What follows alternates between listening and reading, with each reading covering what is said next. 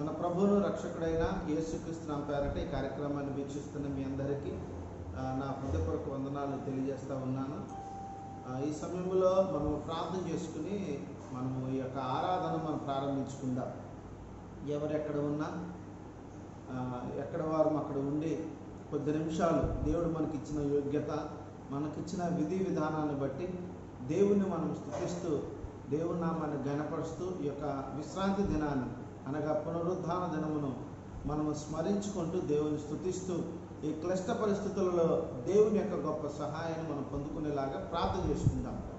కృపగలిగిన దేవ, పరిశుద్ధుడైన మా తండ్రి, శ్రేష్ఠుడైన మా యేసయ్య, మీ యొక్క పరిశుద్ధమైన ఘనమైన నామమునకు వందనాలు, స్తుతులు, స్తోత్రాలు చెల్లిస్తున్నాం. గడిచిన దినాలు అన్నిటినూ మీరు మమ్మల్ని కాచి కాపాడి సంరక్షించారు.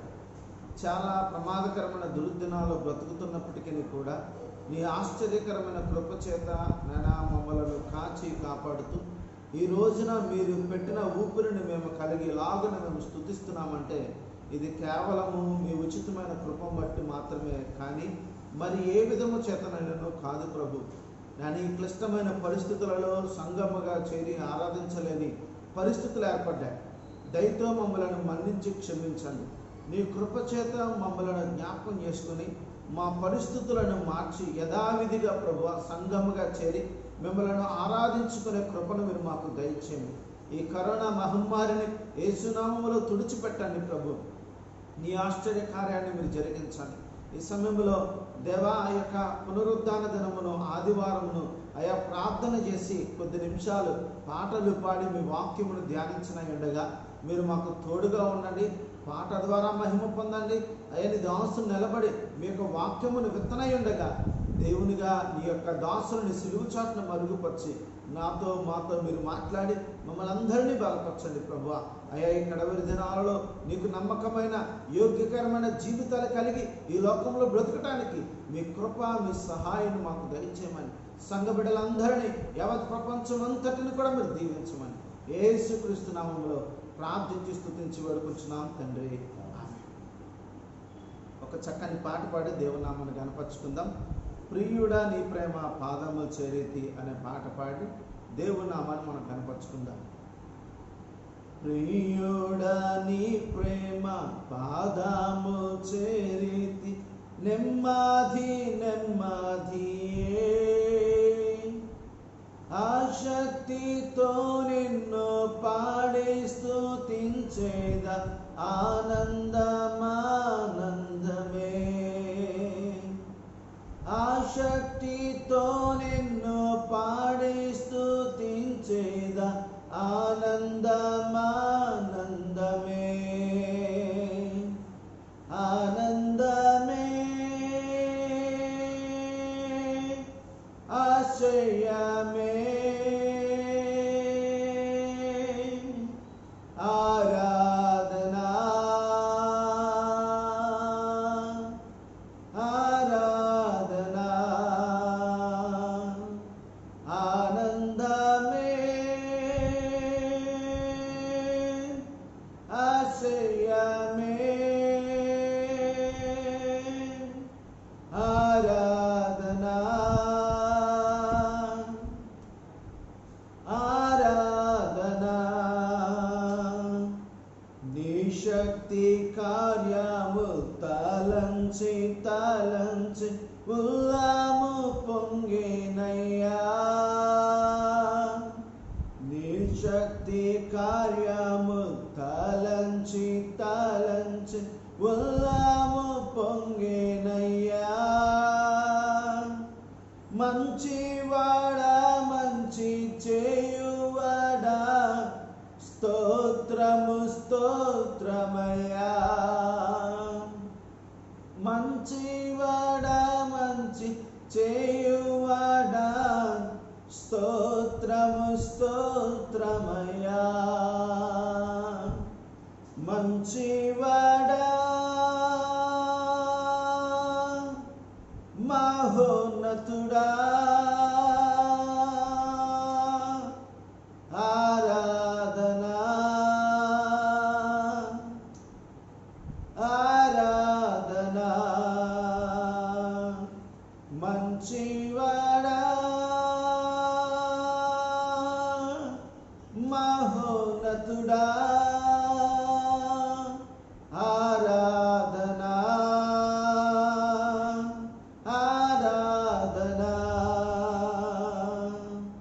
ప్రియుడా నీ ప్రేమ పాదము చేరితి నెమ్మది నెమ్మదియే ఆశక్తితో నిన్ను పాడి స్తుతించేద ఆనందమానందమే ఆశక్తితో నిన్ను పాడి స్తుతించేద ఆనందమానందమే బలి అయిన గొర్రెగా పాపములంతటిని మోసి తీర్చితివే బలి అయిన గొర్రెగా పాపములంతటిని మోసి తీర్చితివే పరిశుద్ధ రక్తము నా కొరకేనయ్యా నాకెంతో భాగ్యమయ్యా పరిశుద్ధ రక్తము నా కొరకేనయ్యా నాకెంతో భాగ్యమయ్యా పరిశుద్ధుడా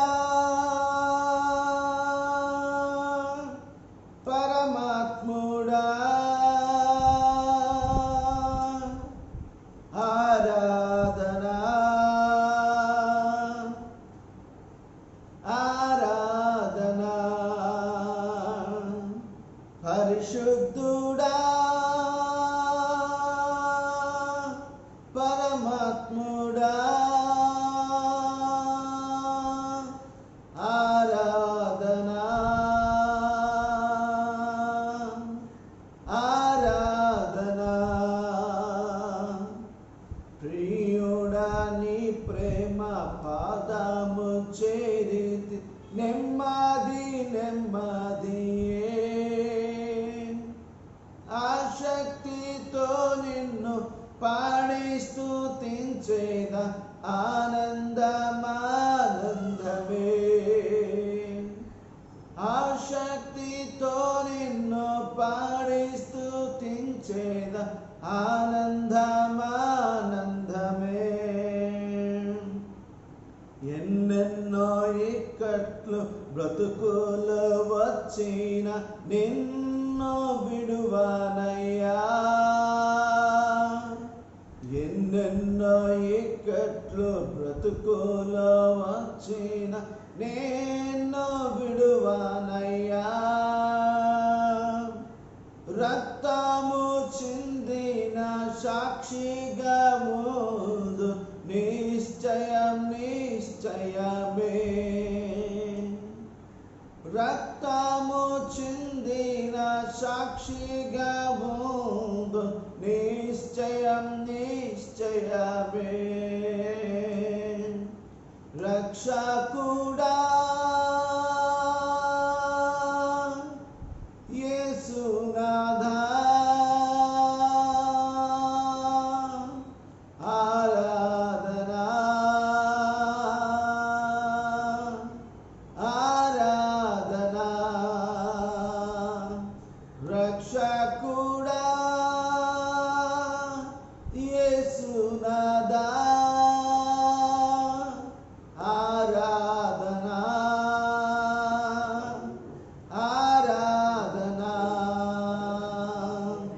ప్రియుడా నీ ప్రేమ పాదము చేరితి నెమ్మది నెమ్మదియే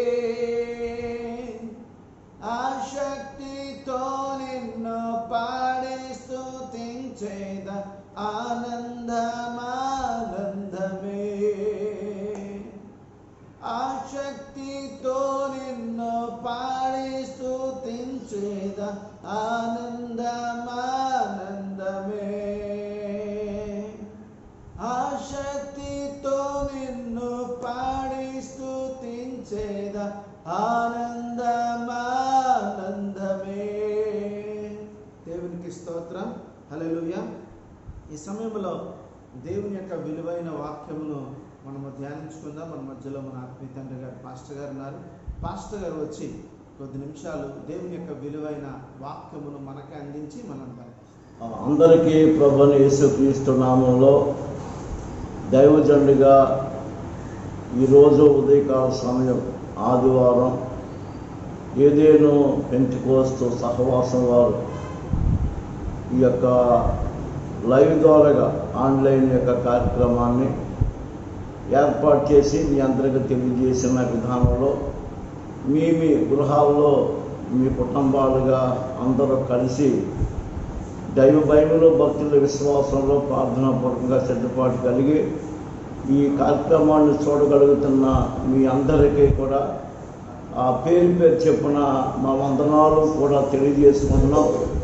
అలాగనే మీ కొరకు ప్రతిరోజు మేము ప్రత్యేకంగా మీ అందరి క్షేమాన్ని, మీ ఆరోగ్యాన్ని, కరోనా వైరస్ను ఉద్దేశించి ఎవరికి ఎలాంటి కీడు జరగకుండా తప్పించబడి మీరు సంరక్షించబడి పెంచి పోషించబడి నెమ్మదిగా సమాధానంగా బ్రతకాలని అనుదినము మరి మా కుటుంబం అంతా మీ కొరకు ప్రార్థన చేస్తున్నాం.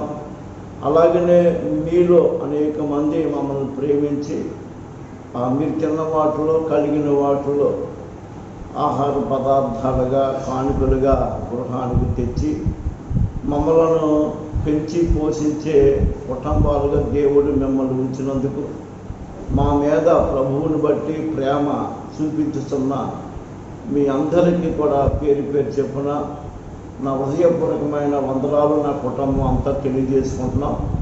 అలాగే దేవుడు ఇలాంటి చక్కని అవకాశాలు కల్పించి మీతో నాతో మీరు ఈ కార్యక్రమం ద్వారాగా కలిసి మిమ్మల్ని నన్ను మీరు చూడగలిగిన భాగ్యం దేవుడు మనకిచ్చాడు. అందుని బట్టి కూడా దేవునికి మనం స్తోత్రాలు చెప్పుకున్నాం. దేవునికి స్తోత్రం. హల్లెలూయా.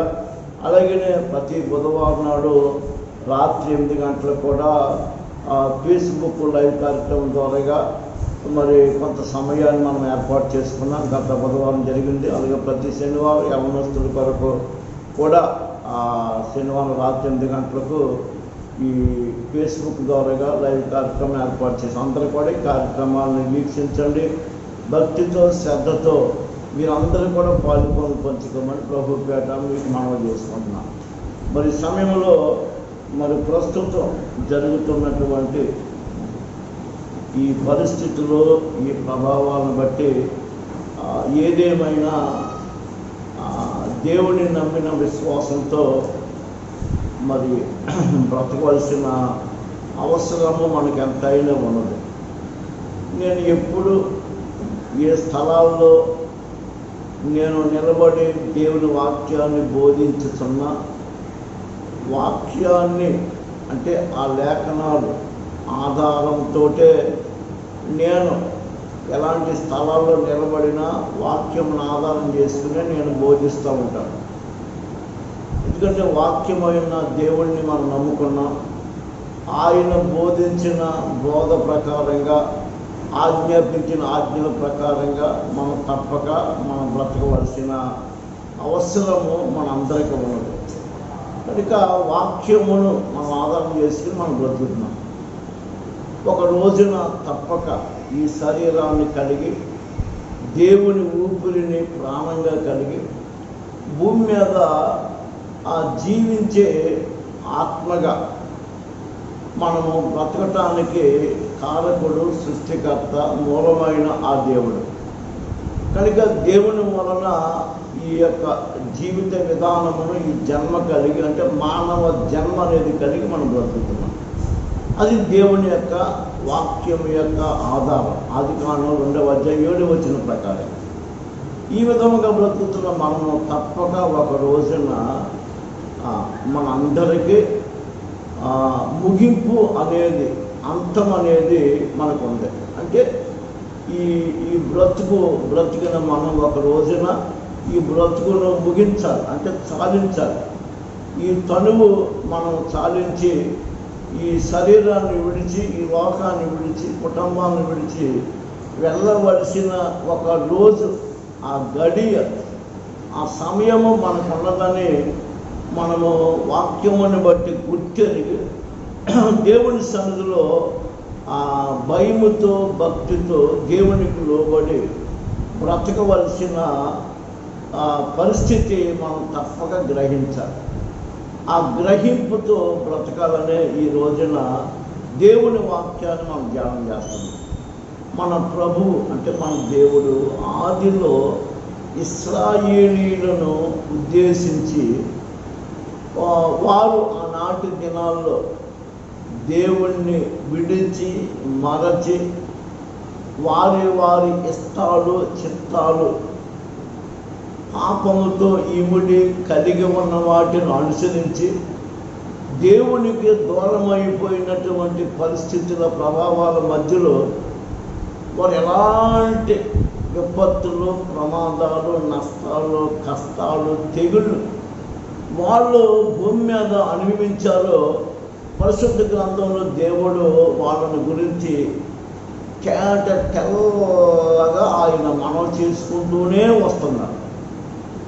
అలాగే ఈనాటి రోజుల్లో మనలను ఉద్దేశించి కూడా, అంటే ప్రభువుని మనం ఎరిగి కలిగి బ్రతుకుతున్న మనలను కూడా ఉద్దేశించి, మీతో పాటు నన్ను కూడా ఉద్దేశించి మనము అలాంటి నష్టాలు, కష్టాలు, బాధలు, ఇరుకులు, ఇలాంటి తెగుళ్ళు, పాడు అవ్వకుండా ఉండటానికి కూడా దేవుడు మనతో ఎన్నో పర్యాయాలు, సమయాలు, సందర్భాలను బట్టి ఆయన మనతో మాట్లాడుతున్నాడు.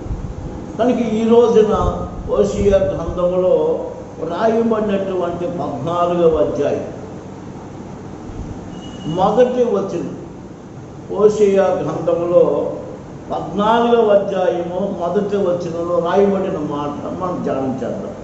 ఇశ్రాయేలు, నీ పాపము చేత నీవు కూలితివు గనుక నీ దేవుడని యెహోవా తట్టుకు తిరుగుము అని రాశాడు. బాగా జ్ఞాపకం చేసుకోండి. దేవుడు మనతో ఎప్పుడు మాట్లాడినా మన బాగు, మన క్షేమము ఆయన ఆలోచన చేసి బ్రతకవలసిన విధి విధానాలు మనతో ఎల్లప్పుడూ ఆయన చెప్తూనే ఉంటున్నాడు. ఆనాటి ఇశ్రాయేలు ప్రజలకు చెప్పాడు. ఈనాటి రోజుల్లో దేవుణ్ణి కలిగి బ్రతుకుతున్న మనందరితో కూడా దేవుడు చెప్తున్నాడు. తప్పక మనం గమనించాలి, తప్పక పాటించవలసిన ఆవశ్యకత నాకు, మీకు, మనందరికీ కూడా ఉన్నదని నేను ఖచ్చితంగా చెప్తున్నాను. కారణం ఏంటంటే ముందే చెప్పాను, ఒక రోజున ఈ తనువు సాధించవలసిన, ఈ జీవితానికి ముగింపు పలకవలసిన పరిస్థితి ఉంది. అది మాత్రం మనం మర్చిపోకుండా దానిని దృష్టిలో పెట్టుకుని మనం ప్రభు సంబంధమైన బిడ్డలంగా బ్రతకాలి. కనుక ఇక్కడ రాయబడిన వాక్యం మనం చూసుకుంటే, మనుష్యుడు అంటే ఆనాటి ఇశ్రాయేలు ప్రజలు కావచ్చు, ఈ రోజున మనం కావచ్చు, అంటే ఈ పరిస్థితులు, ఈ ప్రభావాలు ఎదుర్కొంటున్నటువంటి మనం ఇవి ఎందుకు సంభవిస్తున్నాయి, ఆనాడు ఇశ్రాయేలు ప్రజలు ఎందుకు చేత వాళ్ళు కూలిపోయారు అనేది ప్రభు యొక్క వాక్యం హోషేయ అనే ఈ ప్రవక్త ద్వారాగా వాళ్ళతో మాట్లాడాడు. ఈ రోజున మీతోటి నాతో కూడా దేవుడు చెప్తున్నాడు. దేని చేత మానవుడు ఇలాంటి వాటిని ఎదుర్కొనవలసిన పరిస్థితి వచ్చిందంటే పాపము అని రాశాడు. నీ పాపము చేత. ఈ రోజున మనం జ్ఞాపకం చేసుకుంటే ఇశ్రాయేలు ప్రజలు ఆ భూమధ్య భాగంలో దేవుడికి ఒక ప్రత్యేకమైన ఒక జనాంగముగా దేవుడు వారిని ఏర్పాటు చేసుకున్నాడు. ఇశ్రాయేలీయులనే ఆ జనాంగాన్ని ఎన్నో శ్రేష్టమైనటువంటి మాటలు వాళ్ళకి బోధించాడు, నడిపించాడు. అద్భుతాలు, ఆశ్చర్యమైన కార్యాలు దేవుడు చేశాడు. ప్రత్యక్షంగా మాట్లాడాడు, పరోక్షంగా మాట్లాడాడు.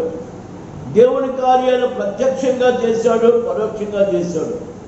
ఎన్ని చేసినా చివరికి వారు దేవుడు ఏమన్నా, ఇశ్రాయేలు నీవు నీ పాపముల చేత కూలిపోయావు.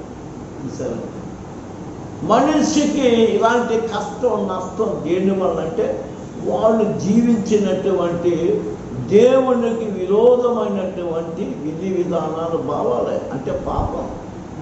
ఈ పాపమే, ఆ పాపము చేత నువ్వు కూడితివి అంటే పడిపోయావు, జారిపోయావు. ఇదిగో ఇలాంటి కష్టాలు నువ్వు అనుభవిస్తున్నావు. కనుక ఇలాంటి స్థితిలో ఉన్నటువంటి మీరు ఇప్పుడైనను నీ దేవుడని యెహోవా తట్టుకు తిరుగుము అన్నాడు. ఎంత మాట పోనే గతం మీద జరిగిపోయింది. ఇప్పుడైనా మీతో ఇలాగన నేను మనవి చేస్తుండగా నీవు నమ్మిన నీ దేవుణ్ణి, నిన్ను కలుగజేసిన నీ దేవుణ్ణి, ఈ మానవ జన్మ ఈ బ్రతికిచ్చిన దేవుణ్ణి జ్ఞాపం చేసుకుని ఆ దేవుణ్ణి తట్టు తిరుగు. అది ఈ రోజున మనం భక్తిని విశ్వాసమును కనపరిచి బ్రతుకుతున్నామన్న ఆ ఆలోచనతో బ్రతుకుతున్నాం. మనలో ఎంతోమంది దేవుణ్ణి మరచి విడిచి జీవించిన పద్ధతుల ప్రకారంగా ఎంతోమంది ఎన్నో రకాల కష్టాలు నష్టాలు అనుభవిస్తున్నారు. కనుక ఇలాంటి మనలను కూడా ఉద్దేశించి ఏమైనా నీలో దేవుని రాజ్యమును యొక్క చేరలేనటువంటి బ్రతుకు నీలో ఉంటే నీ అంతాన్ని లేదా నీ ముగింపును ఈ తనువు సాధించవలసిన ఒక రోజు ఉన్నదని నువ్వు ఎరిగి ఆ రోజున నువ్వు దేవుని రాజ్యమునకు వెళ్ళగలిగిన విధానాలు, అంటే మనం చనిపోయే సమయానికి ఆ దేవునితో ఉండగలిగిన విధానాలను నువ్వు తప్పక కలిగి ఉండాలి. ఆ రాజ్యములో ఉండలేనటువంటి విధానాలతో నువ్వు బ్రతికితే నీకు కష్టం. కనుక దేవుడు ఈ తనువు సాధించబోతున్న మనందరితో ఒక రోజున నీకు నాకు ముగింపు అనేది ఉన్నదని బ్రతుకుతున్న మనలో ఈ ఆలోచన ఉండవలసిన ఆవశ్యకత, అంటే అవసరము ఎంతైనా ఉన్నదే అని దేవుడు మనకు జ్ఞాపం చేస్తున్నాడు. కనుక దేవుని తట్టు తిరగగలిగినటువంటి అనుభవం మనలో మనం ఏర్పాటు చేసుకుని బ్రతకమని వాక్యం చెప్తున్నాం. దీన్ని ఉద్దేశించి రోమా పత్రికలో 1వ అధ్యాయము, రోమిలకు రాసిన పత్రిక 1వ అధ్యాయంలో వీటి యొక్క విధానాలు ఎందుకు ఇలాగున ఏర్పడుతున్నాయంటే పాపం అనేది మనం ఇశ్రాయేలీయులు మీరు చేసిన మీ పాపాన్ని బట్టి మీరు కూలిపోతున్నారు. అలాగనే దేవుడు నమ్మినటువంటి మనలో అనేకమైన ప్రజలు మన యొక్క బలహీనతలు బట్టి మనం కూడా ఎంతో నష్టపోతున్నాం. ఇలాంటివి కొంత వివరంగా ఇచ్చాడు ఇక్కడ రోమా పత్రికలో 1వ అధ్యాయం 18వ వచనం రాశాడు. దుర్నీతి చేత సత్యమును అడ్డగించు మనుషుల యొక్క సమస్త భక్తిహీనత మీదను దుర్నీతి మీదను దేవుని కోపము పరలోకము నుండి బయలుపరచబడుతున్నది అని రాశారు. అంటే ఈ విపత్తులకు, ఈ తెగుళ్లకు, ఈ నష్టాలకు, ఈ కష్టాలకు మానవుడు లోనైపోయి బ్రతకటానికి గల మూలం పాపమన్న. ఎలాంటి అంటే మానవుడు దుర్నీతి చేత, అంటే దేవుని నీతిని అనుసరించి బ్రతకాలని దేవుడు చక్కని శాసనాలు, కట్టడాలు, ఆజ్ఞలు, బోధలు, నిబంధనలు మనకు దేవుడిచ్చాడు. ఇలాంటి నీతిని కలిగి బ్రతకవలసిన మానవుడు ఏమి నేర్చుకున్నాడు అంటే దుర్నీతి, అంటే నీతికి విరోధమైంది దుర్నీతి. అంటే దేవుడు ఏది కాదన్నాడో అది చేయటమే దుర్నీతి, దేవుడు వద్దన్నది చేయటమే దుర్నీతి. చూసారండి, అంటే దైవ చిత్తమునకు విరోధంగా బ్రతుకుతున్న ప్రతివాడు దుర్నీతి చేత. దేవుడి పిల్లల వాక్యాన్ని ఆధారం చేసుకుని మనం మాట్లాడుతాం. మనకు దేవుడు అదే ఇచ్చాడు. ఎవరు ఎన్ని విమర్శలు చేసినా మనకు దేవుడు వాక్యం ఇచ్చాడు. ఈ వాక్యమునే ఆధారం చేసుకుని మనం మాట్లాడుతాం. కనుక ఇలాంటి దుర్నీతి చేత ఏం చేయబడతామంటే సత్యమును అడ్డగించు మనుషుల వలె ఉన్నారు.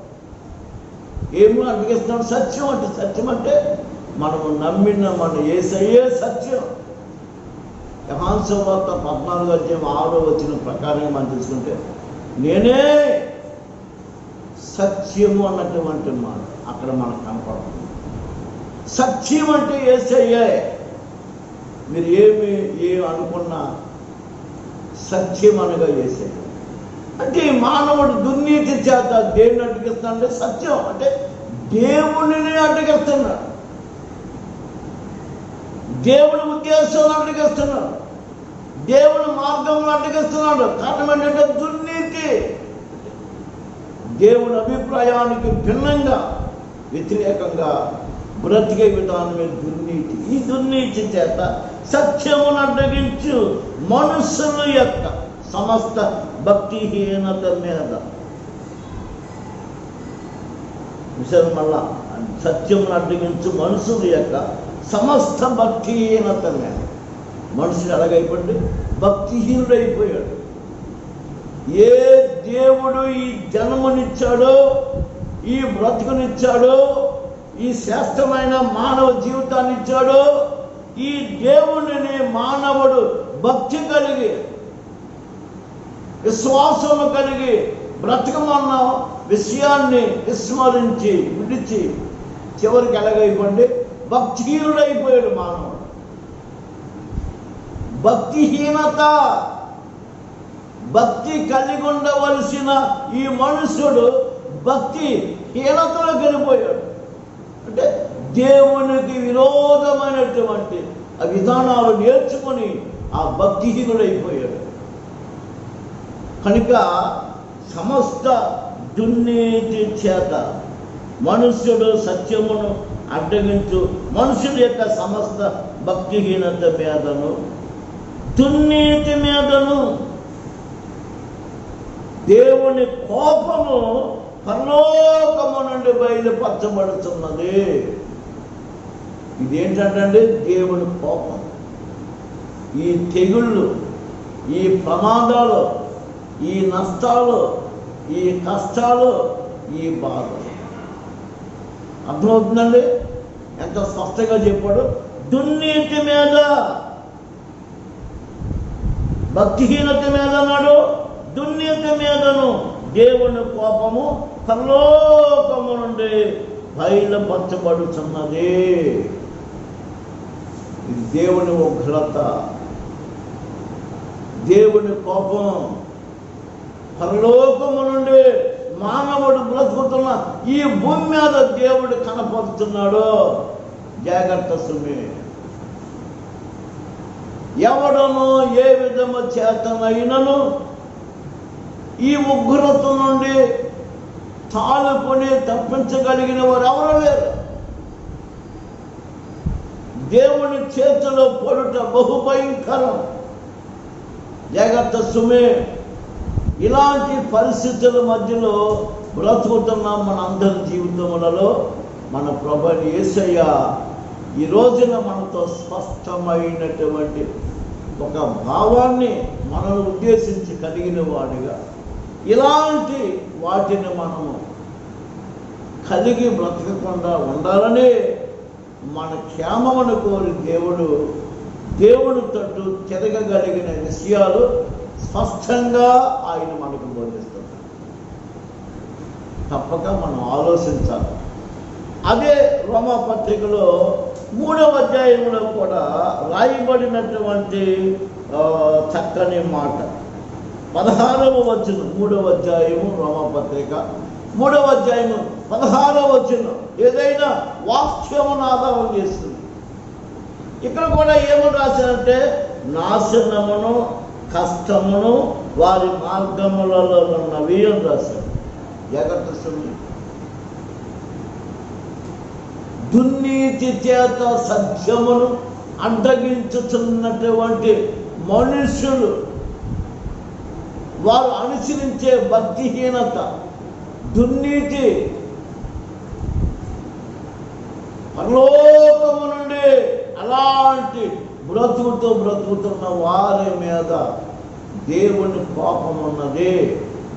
ఎందుకంటే ఇక్కడ రాసేసాడు, నాశనం ఉందే, కష్టం ఉందే వారి మార్గాలు. జాగ్రత్త సమయం. దుర్నీతి చేత, భక్తిహీనత చేత సత్యమును అడ్డగించే విధానంలో ఉన్న వాడి యొక్క జీవితంలో నీకు ఏముందంటే నాశనము, కష్టము.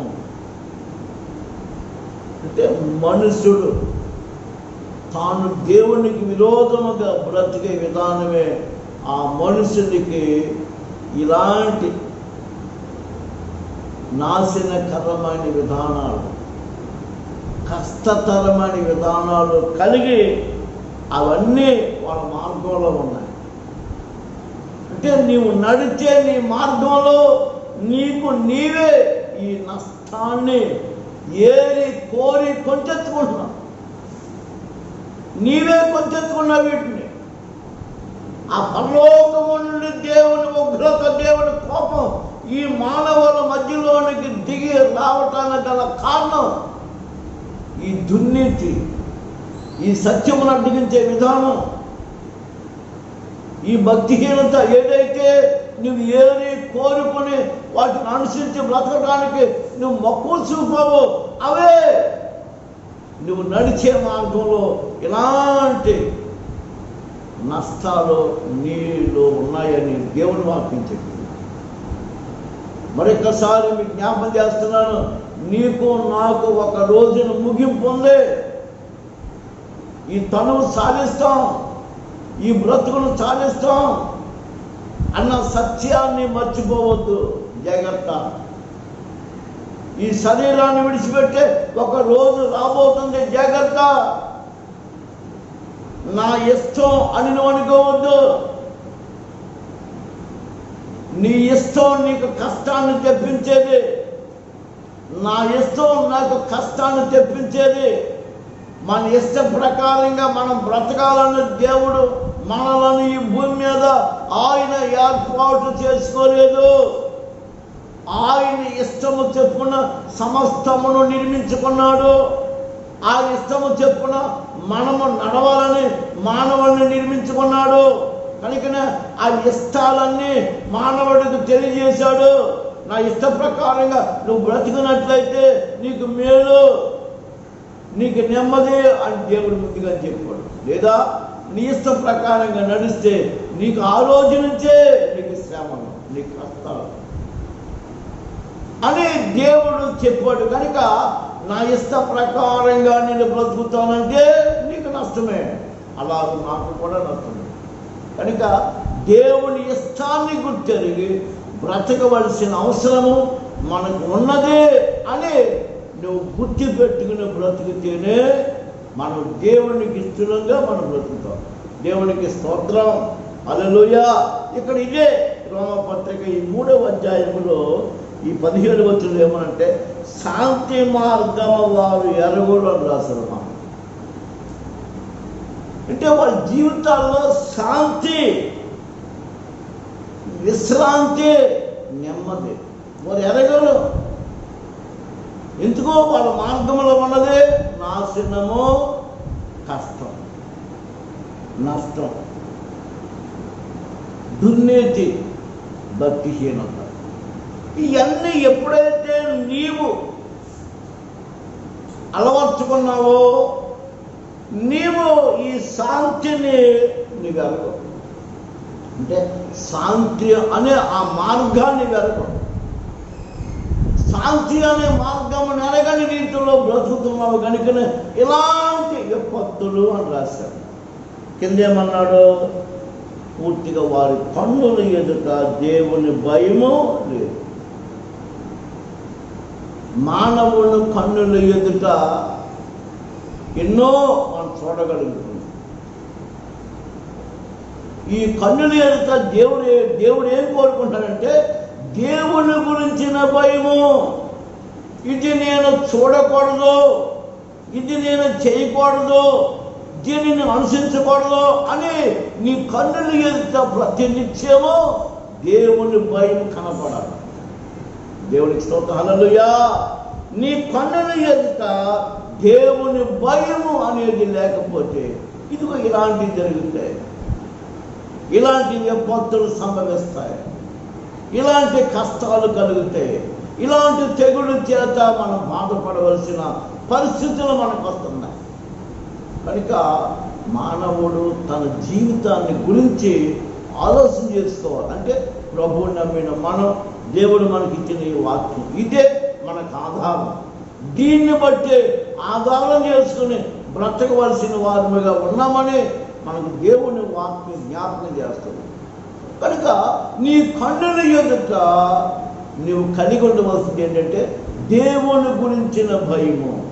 అంటే దేవుడు శిక్షిస్తాడు, తీర్పులోనికి తీసుకొస్తాడు, దేవుని ఉగ్రత ఉంది, దాన్ని నేను తాళలేను, నరకము పాతాళం అగ్నిగుండం బహుభయంకరమైంది, ఆ స్థితి ఆ స్థానములోనికి నేను వెళ్ళకుండా బ్రతకాలంటే నా కన్నుల ఎదుట నేను కలిగి ఉండవలసిందే దేవుని గురించిన భయము.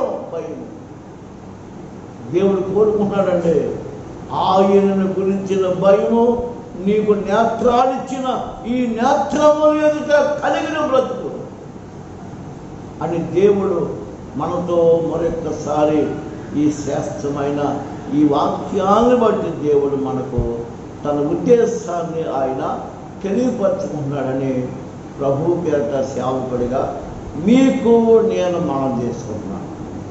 అలాగే ఈ పరిశుద్ధ గ్రంథములో యెషయా గ్రంథంలో రాయబడినటువంటి ఆ మాట మనం ధ్యానం చేసుకుంటాం. యెషయా గ్రంథము 24వ అధ్యాయంలో రాయబడిన ఒక మాట జ్ఞాపం చేసుకుందాం. 24వ అధ్యాయం 17వ వచనంలో రాయబడిన మాట, భూనివాసి నీ మీదకి భయము వచ్చెను, గుంటయు ఉరియు నీకు తటస్థించెను అని రాశారు. చూసారు, భూమి మీద నివసించుతున్నటువంటి మానవుడు, ఓ భూనివాసులారా నీ మీదకి భయము వచ్చెను. భయం, అల్లాడిపోతున్నాడు మానవుడు. ఏమి జరగబోతుంది, ఏమి సంభవించబోతుంది. ఇక్కడ ఏమన్నాడు, గుంటయో ఉరియో నీకు తటస్థించెను అన్నాడు. అంటే ఈనాడు మనం జ్ఞాపం చేసుకుంటే తెగుళ్ళు అనేవి ఎంత భయంకరంగా ఉన్నవి. గత సంవత్సరంలో మొదటి ఆ మార్గంలో ఒక రకమైనటువంటి తెగులు, రెండవ మార్గం సెకండ్ వే అని చెప్పారు. దీనిలో ఇది ఇంకా బహుభయంకరంగా ఉందంటున్నాడు. ఈ రెండవ వేలో మరి బ్లాక్ వైరస్ అంటున్నారు. ఇది ఒక ప్రమాదకరమైంది. ఒక్కొక్క అవయవాన్ని ఏ విధముగా అది కబళిస్తుందో, ఒక్కొక్క అవయానికి ఎంత నష్టం కలిగిస్తుందో మనకు కళ్ళకు అద్దేటట్లుగా మన వైద్యులు మనకు తెల్లగా వివరిస్తున్నారు. ఇంకా మూడవే అనేది అది రాబోతుంది, అది ఇంకా బహుభయంకరంగా ఉంటుంది. అంటే ఒక దాని వెంబడి ఒకటే. ఈ తెగులు ఇంతటితో ఆగిపోయిందంటే లేదు, తగ్గిందిరా బాబు అనుకుంటే మరి ఒకటి వస్తుంది, దాని వెంబడి మరి ఒకటి వస్తుంది. ఇలాగున ఈ భూమి మీద నివాసము చేస్తున్న మనిషికి వీటి వలన ఏమవుతుందండి, భయము. ఏమన్నాడు, గుంట ఊరి నీకు తటస్థించేను. ఇవన్నీ ఎవరికంటే మానవుడికి, మనుషులమైన మన మీదకే, దేవుని ఊపిరిని ప్రాణంగా కలిగి బ్రతుకుతున్న మానవుకే, జీవించి ఆత్మగా బ్రతుకుతున్న మనకే. కారణం ఏంటంటే దుర్నీతి చేత సత్యమును అడ్డగించే విధానములో భక్తిహీనత, దుర్నీతి అనుసరించినటువంటి మన మీదకే. ఓ ఇశ్రాయేలు, నీవు చేసుకున్న నీ పాపము చేత నువ్వు కూలిపోయావు కనుక నీవు తప్పక ఈ రోజున దేవుని తట్టు తిరగవలసిన పరిస్థితి వచ్చిందే దేవుని తట్టు తెలుగు, దేవుని వైపు తెలుగు అనే దేవుని వాక్యాలు మనకు జ్ఞాపకం చేస్తున్నాయని మీకు యేసుక్రీస్తు ప్రభు పేట సేవకుడిగా మీకు నేను మనవి చేస్తున్నాను. దేవునికి స్తోత్రములు కలుగునుగా. ప్రియమైన దేవుని జనాంగం, ఇర్మీయా ప్రవక్త మరి ఆనాటి ఇశ్రాయేలీయులు అనే జనాంగం బబులోను సామ్రాజ్యమునకు నెబుకద్నెజరు ద్వారాగా వారు కొనిపోబడినటువంటి పరిస్థితుల మధ్యలో వాళ్ళు ఎదుర్కొంటున్నటువంటి కష్టాలు, వాళ్ళ బాధల గురించి ఇక్కడ ఇర్మీయా ప్రవక్త 9వ అధ్యాయంలో రాసిన ఒక శ్రేష్టమైన మాట మీకు నేను జ్ఞాపకంలోనికి తీసుకురావాల్సిన అవసరము ఈరోజు ఉన్నదని నేను గ్రహించి నేను మీకు మనవి చేస్తున్నాను. ఇర్మీయా ప్రవక్త ప్రవచించాడు. 9వ అధ్యాయము 21వ వచనములో చాలా జాగ్రత్తగా వినండి. ఎన్నో పర్యాయాలు మనం విని ఉన్నాం. అంటే సమయం సందర్భాన్ని బట్టి మనం మాట్లాడుకోవలసిన అవసరత ఉన్నది అని ప్రభు పేరట సేవకుడిగా మీకు నేను ఈ వాక్యాన్ని మీదట ఉంచుతున్నానని ప్రభు పేట మీకు మనవి చేస్తున్నాను. ఇక్కడ ఏమంటున్నారంటే 21వ వచనంలో 9వ అధ్యాయము ఇర్మీయా గ్రంథము 9వ అధ్యాయం 21వ వచనం, వీధులలో పసిపిల్లలు లేకుండాను రాజమార్గములలో యవనులు లేకుండాను వారిని నాశనము చేయటకే మరణము మన కిటికీలను ఎక్కుతున్నది, మన నగర్లలో ప్రవేశించుతున్నది అని రాశాడండి. ఎంత స్పష్టంగా చెప్పేసి సార్. అంటే ఆనాడు ఇశ్రాయేలీలు పడుతున్నటువంటి బాధలు, వేదనలు, వారి కష్టాలు, వారి ఇబ్బందులు, వారి శ్రమలు ఎలా ఉన్నాయంటే పసిపిల్లలు, యవ్వనులు వారు ఎలాంటి నాశనము వాళ్ళకి కలుగుతుందంటే మరణము. ఇది ఎలా ప్రాప్తంటే కిటికీలు ఎక్కుతున్నది, మన నగర్లలో ప్రవేశించుతున్నది. చూసారా ఈ రోజున ఈ మరణం ఎలాగ వ్యాప్తి చెందుతుందో ప్రతి పట్టణం, ప్రతి గ్రామం, ప్రతి ప్రజలు, ప్రతి వర్గం, ప్రతి జాతి అనే భేదం లేకుండా ఇలాగున ఈ మరణము వ్యాప్తి చెందటము, విస్తరించటం.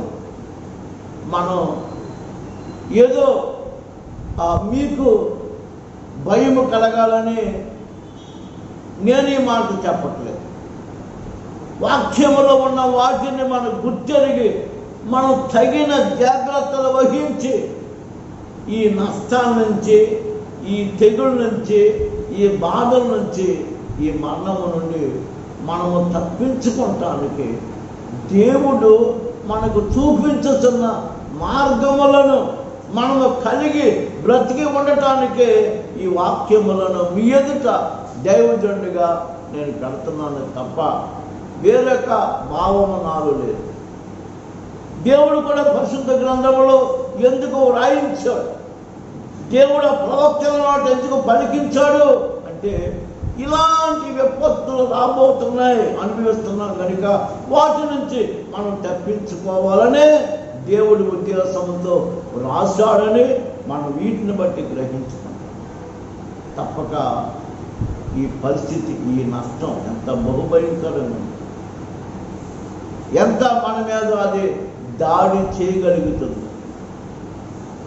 గ్రహించుకోవాలని ప్రభు పేరట మీకు సేవకుడిగా నేను మనవి చేస్తాను.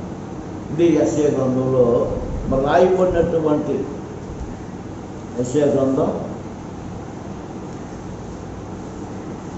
26వ అధ్యాయం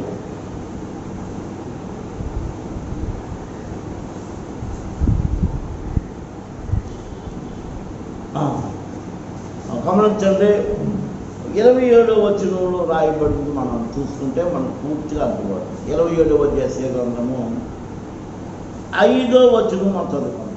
27, 5వ వచనం. ఇలాగున జరగకుండానట్లు జనులు నన్ను ఆశ్రయించవలను, నాతో సమాధాన పడవలను, వారు నాతో సమాధాన పడవలను అని రాశారు. ప్రవక్త అయిన యెషయా ప్రవచించారు. అది దేవుడి ఉద్దేశం. దేవునికి మానవులమైన మనందరి మీద ఉన్నటువంటి మంచి ఉద్దేశం.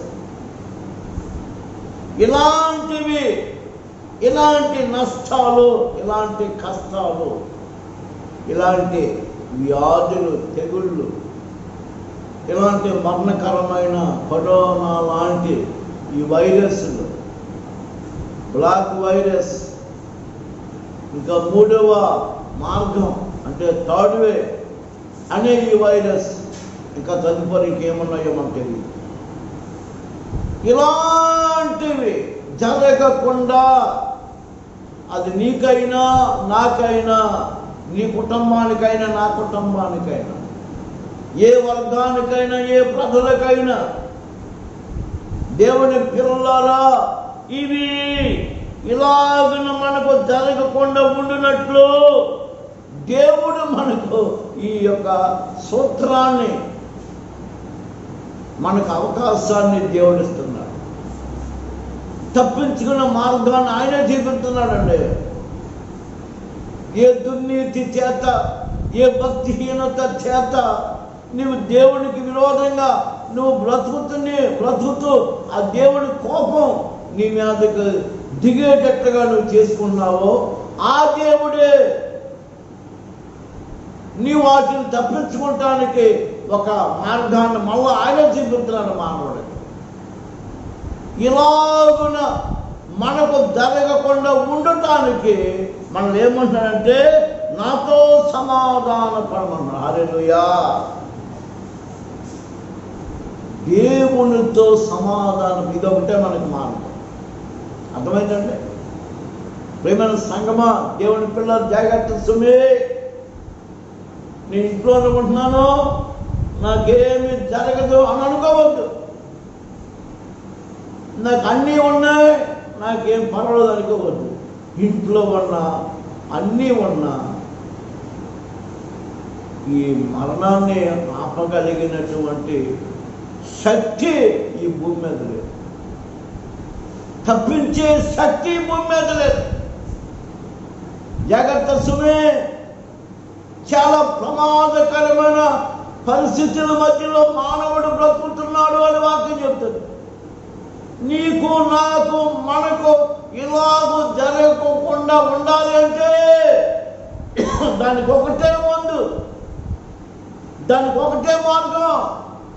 ప్రియమైన సంగమా, దేవుని ప్రజలారా, నీవు నేను వీటి నుంచి మనం తప్పించుకోవాలంటే, ఇలాంటివి మనకు జరగకుండా ఉండాలంటే ఒకే ఒక మార్గం, దేవునితో సమాధానపడు. హల్లెలూయా. దేవునితో సమాధానపడు. దేవునితో సమాధానాన్ని కోల్పోయావు. నీ ఇష్టాన్ని ఎంచుకున్నావు, నీకు నచ్చిన మార్గాలు ఎంచుకున్నావు, పాపమునకు మూలమైపోయావు, దుర్నీతి అవలంబించావు, సత్యాన్ని అడ్డగించావు, భక్తిహీనత నేర్చుకున్నావు. ఇలాంటి విధానాల చేత నీ నడిచే నీ మార్గంలో నాశనము, నష్టాన్ని కొని తెచ్చుకున్నావు. శాంతి మార్గము లేదు. నీ కన్నుల ఎంత దేవుని గురించిన భయము బొత్తుగా లేదు.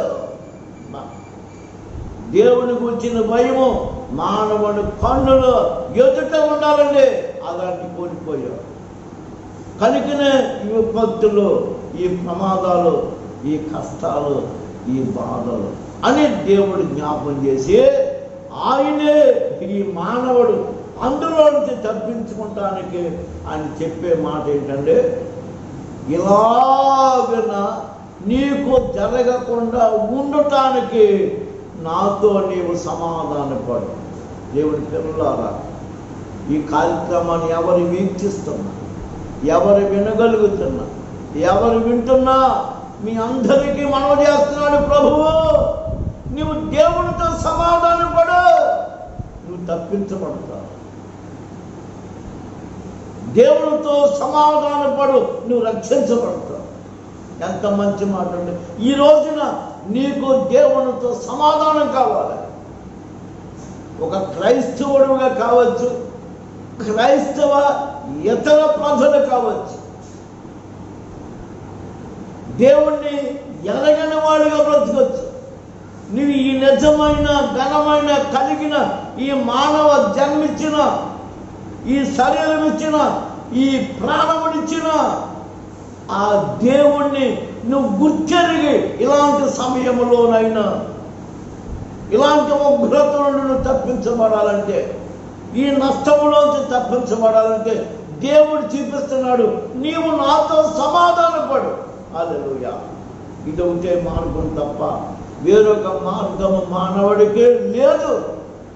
కనుక దయచేసి ఈ కార్యక్రమాన్ని వీక్షిస్తున్న మనం, మీతో పాటు నేను కూడా, ఎవరు వినగలుగుతున్నా, ఎవరు చూడగలుగుతున్నా జ్ఞాపకం చేసుకోండి, ఒక రోజున ఈ తనువు తప్పక చాలించాలి. నీకు నాకు ఒక రోజున ముగింపు ఉంది. జాగ్రత్త, కలకాలం ఈ భూమి మీద బ్రతుకు. ఇప్పుడు ఉన్నట్టుగానే నీ జీవితం ఉండదు. రోజు రోజుకి మారిపోతుంది పరిస్థితుల ప్రభావం. ఏమో రేపేమి సంభవించబోతుందని నీకు ఎలాగో, ఏ నష్టం నీ మీద నీ గురించి పొంచుందో నీకు తెలియదు. ఎన్నో సంఘటనలు, ఎన్నో విపత్తులను మనము ఎదురు చూస్తున్నాం, వాటిని ఎదుర్కొంటున్నాం. మన కళ్ళ ఎదుట ఎన్నో జరుగుతున్నాయి. వీటిని బట్టి అయినా మనందరికీ ఇలాంటి భయం, ఇలాంటివి నీకు నాకు జరగకుండా ఉండే నిమిత్తమై మనం తప్పక మన దేవునితోటి మనము సమాధాన పడాలి అని దేవుని వాక్యం మనకు మనము చేస్తుందని ప్రభుపేట మనం చేస్తాం. ఇదే హోషేయ గ్రంథంలో రాయబడినటువంటి మాటను మరొకటి మీకు నేను జ్ఞాపకం చేస్తాం. ప్రియమైన బిడ్డలారా, హోషేయ గ్రంథంలో 12వ అధ్యాయం 6వ వచనంలో రాయబడిన ఒక మాటను చదువుతాం. మళ్ళా ప్రభు సెలవిస్తున్నాడు, కాబట్టి నీవు నీ దేవుని తట్టు తిరగవలెను అన్నది. మళ్ళా ఇలాంటి సంభవిస్తున్నాయి కనుక నువ్వు తప్పించుకోవాలనుకుంటే, నువ్వు రక్షించబడాలనుకుంటే, దేవుని రాజ్యములో ఉండాలనుకుంటే తప్పనిసరిగా నీవు దేవుని తట్టు తిరుగు. అలా చెప్తుంది, కాబట్టి నీవు దేవుని తట్టు తిరగవలెను. ఇదొకటే నీకు మార్గం తప్ప తప్పించుకునే మార్గము ఏమీ లేదు. అంటే దేవుని తట్టు తిరగవలన విధానం రాశాడు.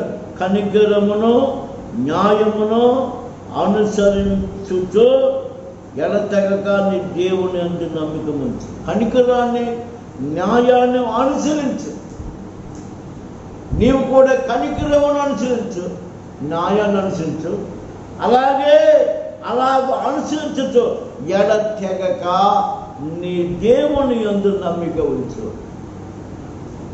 మన నమ్మకం ఆపద వచ్చినప్పుడే, ప్రమాదం జరిగినప్పుడే, కష్టం వచ్చినప్పుడే, అవసరం ఉన్నప్పుడే నమ్మిక కాదు.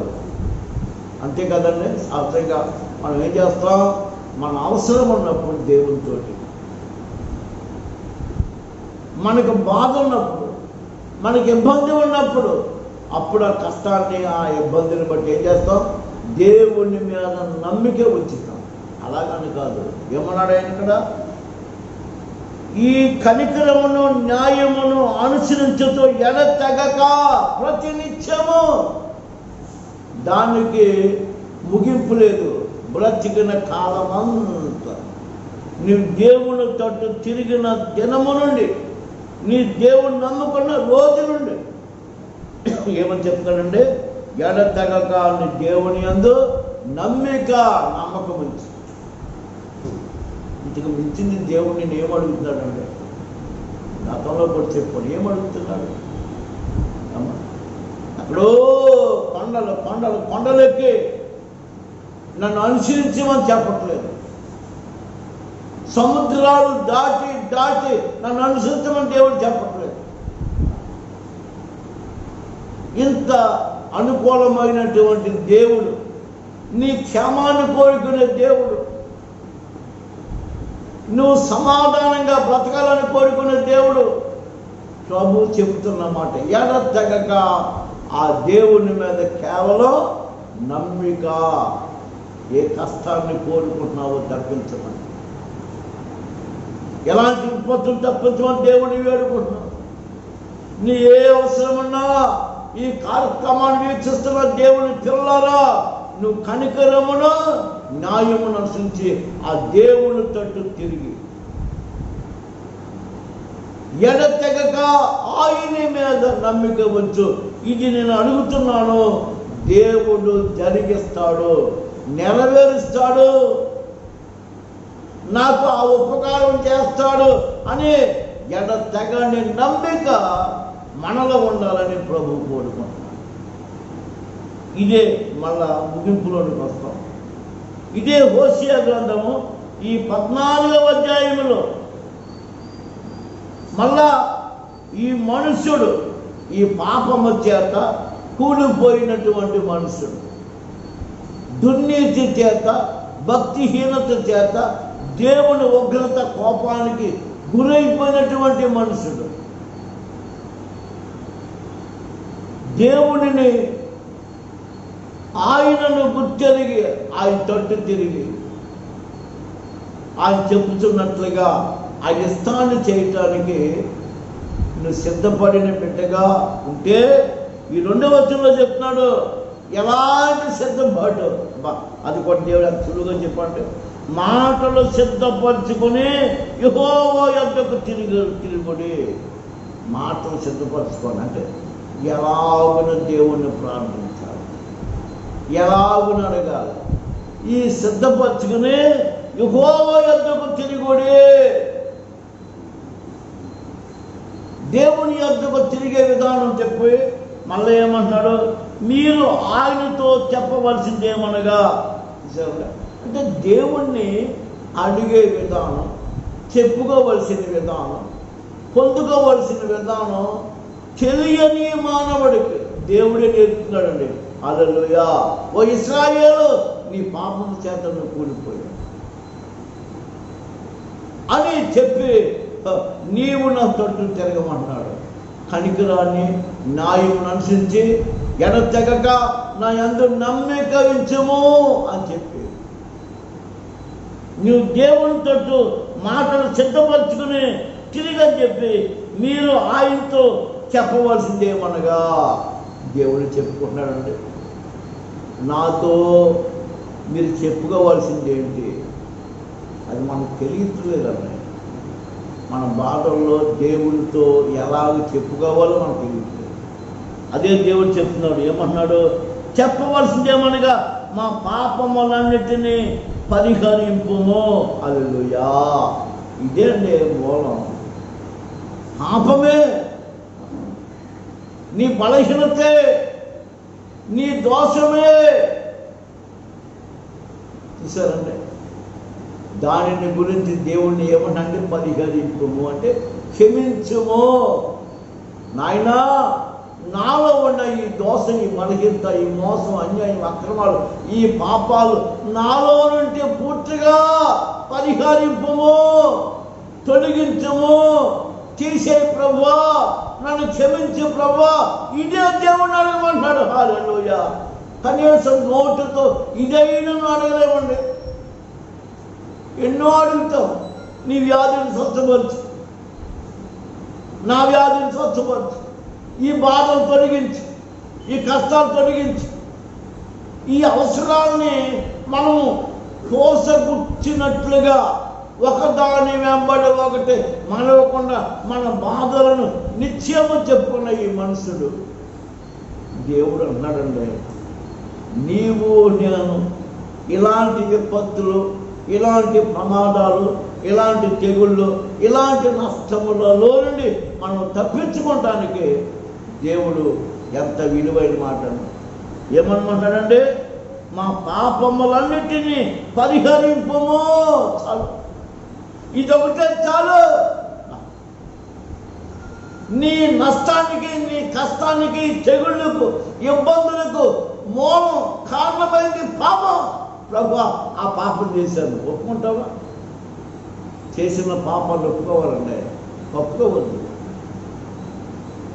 చేస్తున్న దోషాలని, నువ్వు అనుసరిస్తున్న నీ బలహీనతల్ని ఒప్పుకోకు, ఒప్పుకో. ప్రభువా, ఒప్పుకుంటే సరిపోద్దా? విడిచిపెట్టు. ఏం చేయాలమ్మా? ఒప్పుకునే వాటిని విడిచిపెట్టేవాడే యెహోవా యొక్క కనికరాన్ని పొందుకుంటాడు. కనుక దేవుడు చెప్తున్నాడు, నువ్వు కనికరింపబడాలంటే, నువ్వు క్షమించబడాలంటే నీవు మాటలు సిద్ధం చేసుకుని దేవుని తట్టు తిరుగు, దేవుని వైపు తిరిగి ఇదిగో ఇలాగ అడుగు, ప్రభువా నా పాపములు పరిహరింపము అని. ఎడ్లకు బదులుగా నీకు మా పెదవులు అర్పించుతున్నాము, నువ్వు అంగీకరించమని అవే మాకున్నవే. ఏమున్నాయండి? బలులు కోరట్లేదు.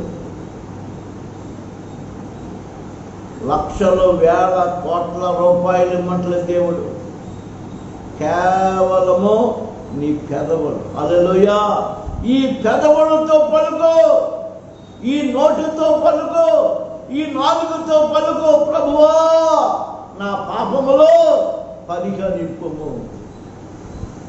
నీకు చెల్లించడానికి మాకేమున్నాయి? ఈ ఎడ్లకు, అంటే ఎడ్లను బలిగా అర్పించే ఆ ఎడ్లకు బదులు కేవలం మాకు ఉన్నవి పెదవులే ప్రభువా. అయ్యా, ఈ పెదవులతో పలుకుతున్నాం, ఈ నోటితో పలుకుతున్నాం, ఈ నాలుగుతో ఉచ్చరిస్తున్నాం ప్రభువా. అయ్యా, మా పాపాలు పరిహరింపమని ఈ భూమి మీద దేవుడిచ్చిన ఈ శరీరమును, ఈ ప్రాణాత్మను కలిగి ఒక జీవించే ఆత్మగా బ్రతుకుతున్న ప్రతి మనుషుడు ప్రస్తుతం జరుగుతున్న విపత్తులు, ఈ ప్రమాదమును తప్పించబడాలంటే నీకు నాకు క్షమాపణ అనగా దేవునితో సమాధానం పడు, దేవునితో తిరుగు, దేవునితో మాట్లాడు. కనికరమును, న్యాయమును అనుసరించి దేవునితో తిరుగు. ఎడతెగక ఆయన యందు నమ్మిక ఉంచు. ఈ ప్రమాదముల నుంచి తప్పించబడతాం, విపత్తు నుంచి తప్పించబడతాం, ఈ వ్యాధుల నుంచి తప్పించబడతాం, ఈ కష్టాలు, నష్టాల నుంచి తప్పించబడతాం. అంత మాత్రమే కాదు, ముందుగా చెప్పుకున్న ఒక రోజున ఈ తనువు, ఈ జీవితాన్ని సాధించవలసిన ముగింపు అనే ఒక రోజు ఉన్నది. తప్పక ఈ గుడారాన్ని, ఈ సమస్తాన్ని విడిచి వెళ్తాం.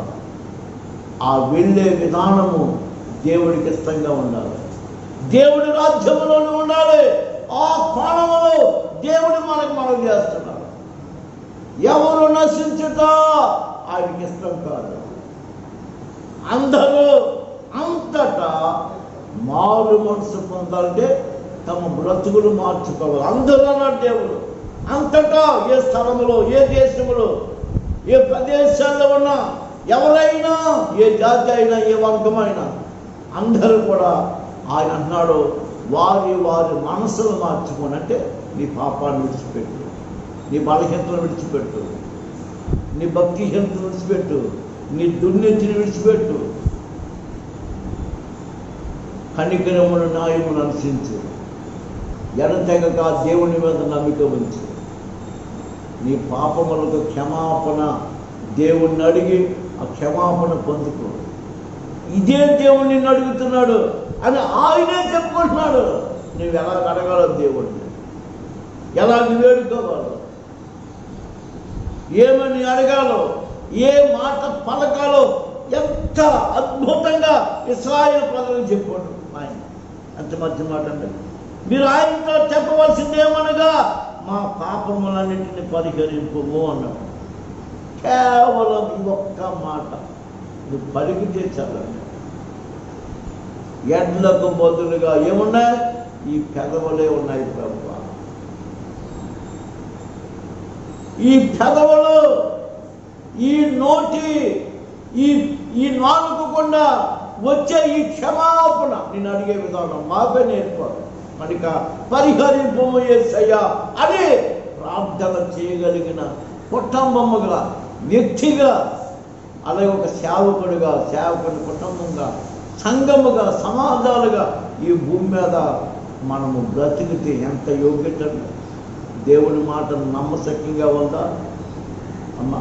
ఇవన్నీ కేవలం ఇలాగ చెప్పుకుంటానికే ఉపయోగించుకుంటాము అనుకోవద్దండి. కేవలము ఇలాగ చెప్పేటప్పుడు వినటానికే ఉపయోగించుకుంటాం అనుకోవద్దండి.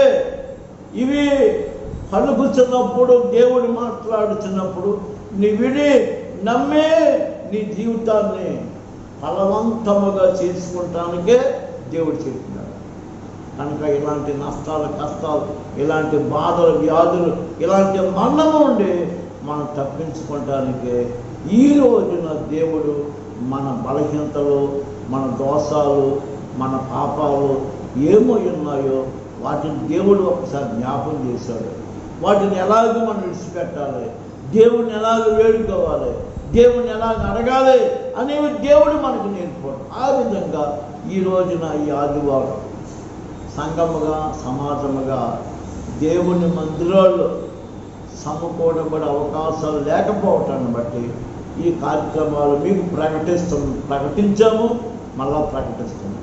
ఇందులో పాలు పొందులు పంచుకుని మీరు అందరూ కూడా ఈ వినే ఈ వాక్యాన్ని బట్టి మీ జీవితంలో ధన్యకరంగా, ఆశీర్వాదకరంగా ఉండాలన్నటువంటి దేవుని ఉద్దేశాన్ని మీరు గ్రహించండి. మనకున్న చక్కని యోగ్యత ఏదో ఎవరి బిడ్డలో ఇలాంటిని ఏర్పాటు చేసి మీ అందరూ చూడటానికి, వినటానికి ఇలాంటి వాళ్ళు మరి జ్ఞానంతో ఆలోచన చేసి ఏర్పాటు చేశారు. కనుక ఈ అవకాశాన్ని మరి ప్రతి ఒక్కరు కూడా ఉపయోగించుకుని ఈ మాటల చేత మీరందరూ ఆదరించబడండి, ధైర్యపరచబడండి, మీలో ఉన్న భయాన్ని తొలగించుకోండి. దేవుని సహాయంతో మేము బ్రతుకుతున్నాం, దేవుడు మాకు తోడుగా ఉన్నానటువంటి ఒక నిరీక్షణతో మీరు బ్రతకండి.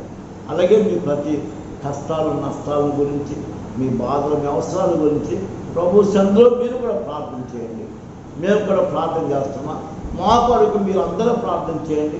మీ అందరి కొరకు మేము ప్రతి నిత్యం కూడా సంఘ బిడ్డలైనా మా తోటి వారు అందరి కొరకు ప్రార్థిస్తున్నాం. ఈ కరోనా వైరస్కి గురైపోయిన అనేక మంది బిడ్డల గురించి ప్రతి నిత్యము ప్రభు వాళ్ళు లేవడంతో స్వస్థపరచని మేము ప్రార్థించాం. ఎంతోమంది తెలిసిన సమాచారాన్ని బట్టి మేము ప్రార్థించాం. బలహీనలో ఉన్న వారి గురించి ప్రార్థించాం. ఇలాగున ఈ భారం దేవుడు మనకి ఇచ్చాడు కనుక దేవుడిచ్చిన యోగ్యతను మనం తప్పనిసరిగా ఉపయోగించుకుందాం. వీటిని బట్టి మంచి ప్రతిఫలం పొందుదాం. త్వరగా మన అందరం సంఘాలుగా, సమాజముగా కూడి కలిసి దేవుడిని మనము ఆరాధన చేద్దాం, కలిసి దేవుని వాక్యం ధ్యానం చేద్దాం, కలిసి ప్రార్థన చేసుకుందాం. అంతవరకు మీరందరూ కూడా మీ మీ గృహాల్లో మన ప్రభుత్వం వారు మన జాగ్రత్తల గురించి ఎన్నో విషయాలు మనం చెప్తున్నారు కనుక వారి మాటలను మనం గౌరవించి ఆ ప్రకారంగా మనం పరిసర ప్రాంతాలను శుభ్రం చేసుకోండి, మీ గృహాన్ని శుభ్రంగా ఉంచుకోండి, ఈ మాస్కులు వాడండి, శానిటైజర్ వాడండి, ఇంకా ఇతర ఆరోగ్యపరంగా ఏమేమి మనం బ్రతకాలో, వేటిని మనం తినాలో తినకూడదు, వేటిని బట్టి మనం బ్రతకాలో, ఈ దూరాన్ని, ఈ సోషల్ డిస్టెన్స్ అని అంటున్నాం కదా, ఇవన్నింటి కూడా అంటే దూరంగా ఉండటం అనేది బ్రతకండి. బయటికి వెళ్ళినా లోపలికి వచ్చినా చాలా జాగ్రత్తగా ఉండండి. మీ అందరూ కూడా మరి అలాంటి మరి ప్రభుత్వం వాళ్ళు మన గురించి, మన క్షేమాన్ని గురించి వాళ్ళు చెప్పే ప్రతి మాటను జాగ్రత్తగా మీరు తీసుకోండి. అలాగే దేవుని వాక్యం మనకి ఏమైతే ఇలాంటి వాటిలో పడకుండా మనం తప్పించుకుని క్షేమముగా ఉండాలని ప్రభువు మన కలిగిన దేవుడు, ఉన్నవాడు, మాయగాడు కాదు, మోసగాడు కాదు, లేని దేవుడు కాదు, ఉన్నవాడు అనేవాడు, సర్వమును సమస్తమును సృజించిన ఈ సర్వశక్తి కలిగిన, సర్వాధికారము కలిగిన, నిత్య జీవం కలిగిన దేవుడైన ప్రథముడు, ప్రారంభకుడు, సమస్తమునకు ముందుగా ఉన్న దేవుడు. ఆయన లేకుండా ఏది కలగలేదు. ఆయన ఉన్నాడు కనుక మనము ఉన్నాం. ఇంత అద్భుతమైన గొప్ప దేవుడు, ప్రేమ కలిగిన దేవుడు, జాలి, దయ, కనికరాలు కలిగిన దేవుడు. మానవుని పట్ల ఏమైనా చేయటానికి ఆయనకి సమస్తము సాధ్యమే. అంత గొప్ప దేవుణ్ణి దేవునిగా కలిగి ఈ రోజున ఎలాగున దేవుని గణపతిని భాగ్యం ఇచ్చాడు.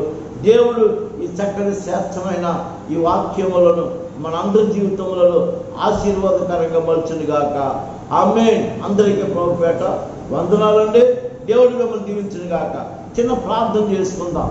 దయగలిగిన మా తండ్రి యేసుక్రీస్తు ప్రభు పేరున ఈ ఆదివారం నాడు ప్రభు ఇలాగున తండ్రి ఈ లైవ్ కార్యక్రమంలో నీ బిడ్డలతో మాట్లాడే భాగ్యం, అలాగే నీ బిడ్డలు వినే భాగ్యం అయ్యా, కలిసి దాన్ని మేమందరం ఈ కార్యక్రమంలో పాల్గొన భాగ్యం అయ్యా, నీ సన్నిధిలో యేసు ప్రభు పేరట మేము ప్రార్థించుకున్న భాగ్యం మాకు ఇచ్చావు నాయన.